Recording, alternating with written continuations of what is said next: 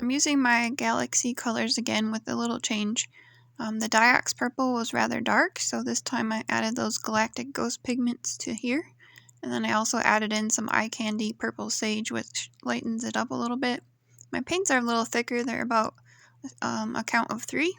And I also added interference violet and interference blue, so I thought that would also help lighten it up a little bit since the white didn't really show through. So this beautiful color was really important, so I don't know how to pronounce that one, so I'm not going to say it, but I think this was actually really important that I added this one. It's a really great color when I use it on a black base for blooms and stuff, so I thought that might lighten up the darkness of my previous Galaxy, and I think it actually helped a lot in the end. So I was really undecided if I should do a literal Galaxy or just use the Galaxy colors. Thought about doing a wandering straight pour, but I decided to do kind of a dirty straight pour again and twist it a little bit. I added a little bit more of an opaque white, the titanium white, and I added a little bit of the lake blue to the greenish blue this time, just to make them a little more opaque so when it dries they're not too dark.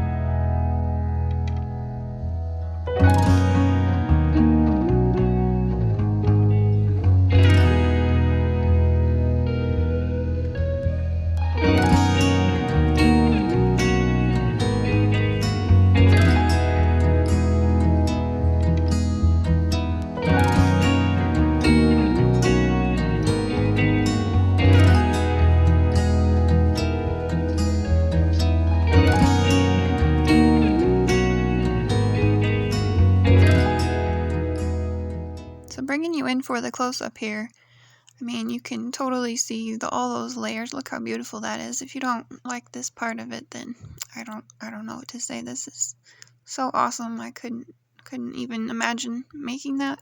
The rest of it's I also like, but that part there was amazing. You can see the sparkles did show up. You can see them in the corner there pretty well. They're not like overbearing. If I had time, I would have maybe made them a little bit stronger since they were just in one color. But I still think that they added the perfect amount of stars, so we'll see how it dries. I think this part really shows what it would have looked like if I had done the wandering straight pour, which I'm probably going to do anyway.